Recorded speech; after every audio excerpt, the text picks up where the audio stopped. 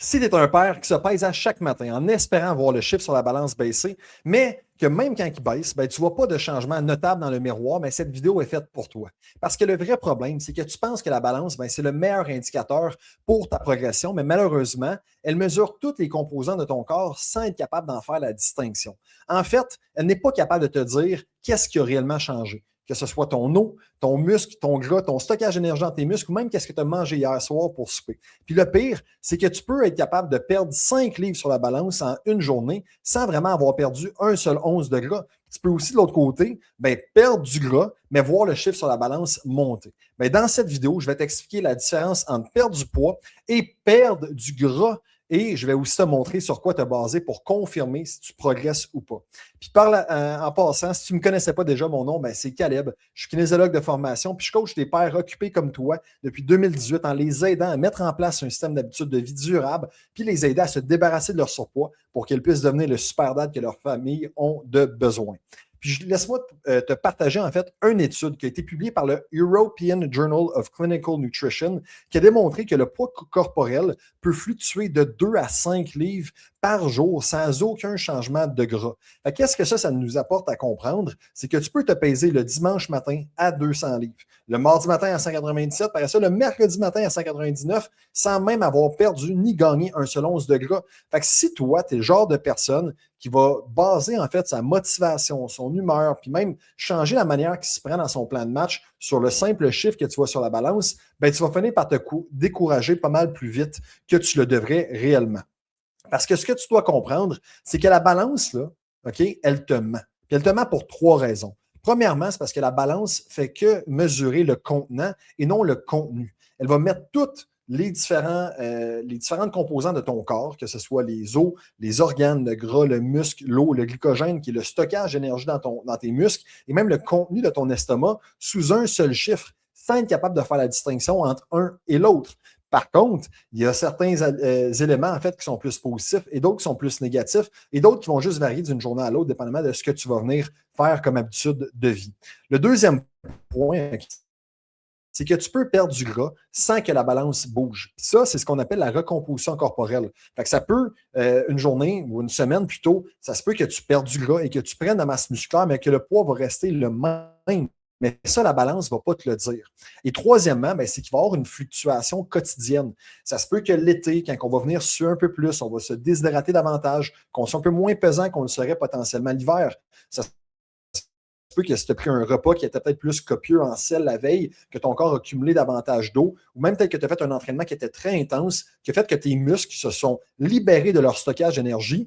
Puis, ça se peut que ça vienne affecter le poids que tu vas avoir sur la balance. Cependant, ça n'a aucun lien avec ton gras corporel. Puis, il faut faire attention, en fait, sur si on attribue notre motivation au poids qu'on voit sur la balance uniquement. Avant de te partager, en fait, comment être capable de venir régler ce problème-là, laisse-moi te partager une histoire, OK?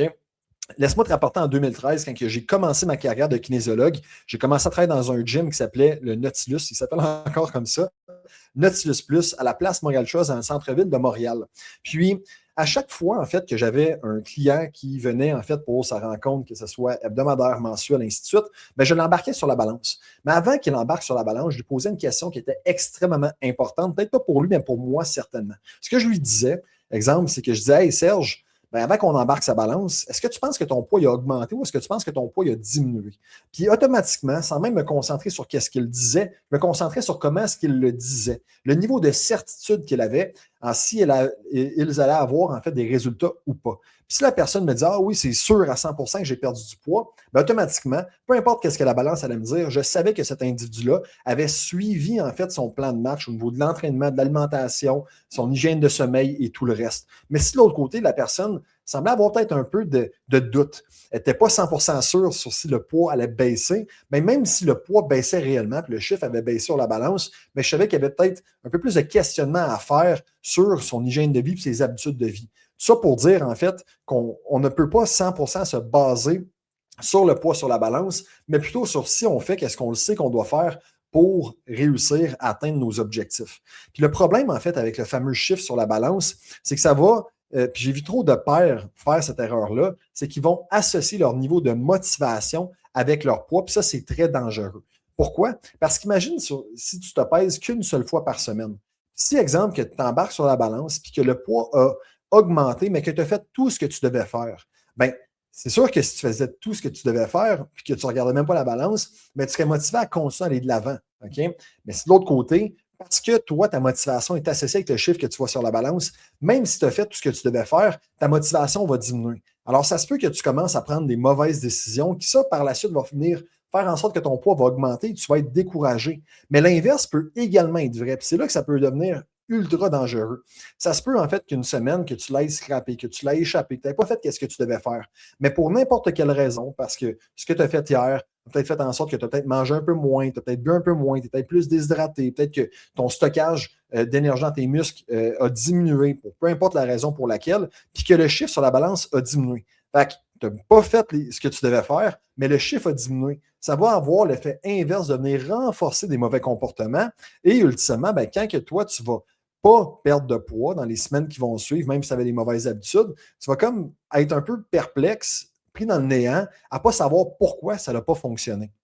Puis, ce qu'on doit comprendre également, c'est qu'en tant que père de famille, là, ben, tes enfants, ils te voient embarquer sur la balance le matin. Puis ils voient également ton humeur, ta motivation, tes habitudes, tout ça n'est fluctué en fonction de ce que tu as vu sur la balance. Puis ils vont venir, eux, par le fait même, associer des valeurs aux chiffres qu'eux vont voir sur la balance. Aujourd'hui, pour toi, c'est ton poids. Mais demain, pour eux, ça se peut que ce soit leur note à l'école.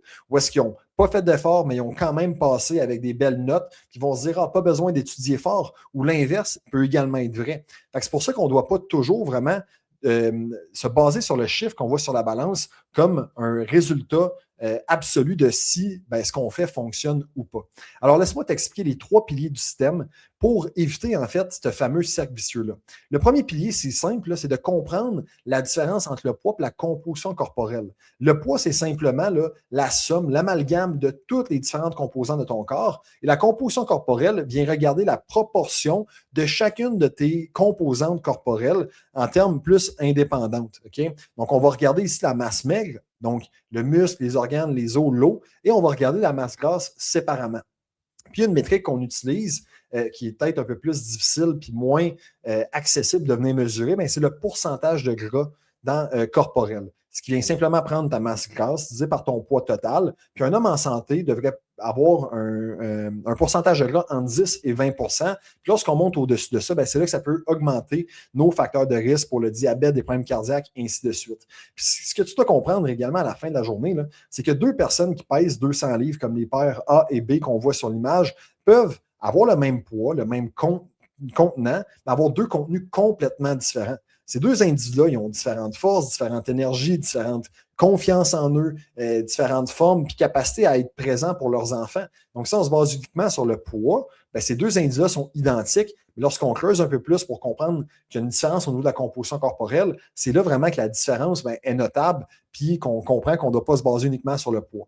Le deuxième pilier qui est important à comprendre, c'est que tu dois utiliser des indicateurs de progression qui sont variés. Pas juste te baser sur un indicateur pour te dire que ça, c'est la source de vérité absolue. Parce qu'à la fin de la journée, notre poids n'est pas affiché dans notre front. Qu'est-ce qui est affiché, en fait, là, c'est ce qu'on est capable de voir, ce qu'on est capable de faire, mais surtout comment est-ce que tu te sens.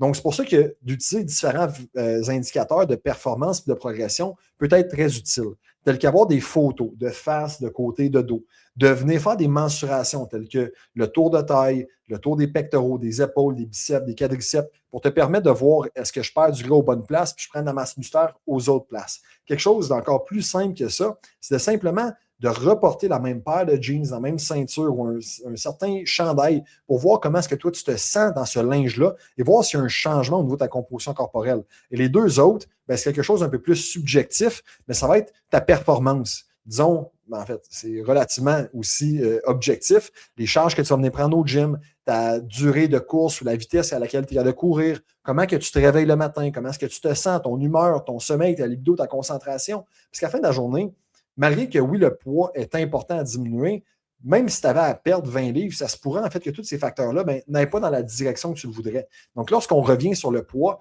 tu as 2 options. Soit que tu vas le faire une fois par semaine, le même jour, la même heure, à jeun, pour t'assurer en fait d'avoir une bonne mesure sans te baser là-dessus pour t'assurer que ce soit le résultat sur lequel tu vas te baser pour faire des changements. Ou tu peux également le faire un peu plus fréquemment puis prendre la moyenne de ton poids pour que s'il y a des variations, exemple que tu te pèses juste une fois par semaine, ben, tu serais capable de venir les prendre en considération puis de peut-être faire des optimisations en conséquence. Le troisième pilier qui est également super important, c'est qu'au lieu de t'entraîner puis au lieu de prendre des actions, d'améliorer tes habitudes dans le but, dans l'optique de venir perdre du poids, tu devrais le faire plutôt dans le but, en fait, de venir perdre du gras, mais également gagner en qualité de vie, en force, en masse musculaire, en présence pour tes enfants, en niveau d'énergie. Puis à la fin de la journée, là, il y a juste 4 manières d'y arriver.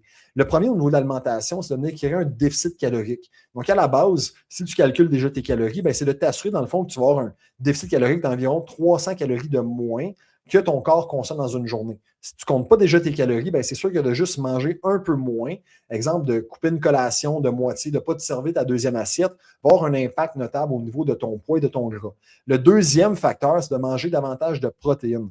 Parce que la protéine demande plus d'énergie pour être digérée, va également venir soutenir la prise ou même juste le maintien de masse musculaire qui, avec les années, on le sait, va venir diminuer. Ça va avoir un effet bénéfique sur tous ces facteurs-là, en plus de venir augmenter ton métabolisme et t'aider à perdre davantage de gras. Le troisième, c'est de faire de la musculation. Je parle de la musculation, je ne parle pas de venir vivre ta vie au gym, mais simplement commencer avec 2 à 3 séances par semaine, 30 minutes, ça va être suffisant dans le but de maintenir ton muscle, puis améliorer ta composition corporelle. Et le quatrième facteur, c'est tout ce qui est hygiène de vie. Donc, que ce soit sommeil, gestion de stress, va venir t'aider à, oui, avoir un meilleur contrôle de ton appétit, mais également améliorer ta récupération, ton équilibre hormonal, qui va aussi affecter positivement tout ce qui est composition corporelle. Donc, en conclusion, ce que tu dois comprendre, c'est que pour transformer ton corps, tu n'as pas besoin de te peser plus souvent ou de vraiment associer tes résultats avec la balance. Tu as besoin de mesurer la bonne affaire. Donc, de comprendre que la composition corporelle, c'est la base, ça va te permettre en fait de savoir que ton poids peut varier d'un jour ou l'autre, mais que ceci ne devrait pas affecter ton niveau de motivation. Deuxièmement, c'est de venir utiliser plusieurs indicateurs pour valider ta progression. Pas uniquement le poids, mais combiné avec des photos, des mensurations. Comment est-ce que tu te sens dans ton linge, tes performances lors de l'entraînement ou simplement ton ressenti au niveau de ton humeur, au niveau de ton niveau d'énergie, ta libido et tout le reste peut vraiment t'aider à être capable de voir si tu progresses ou pas.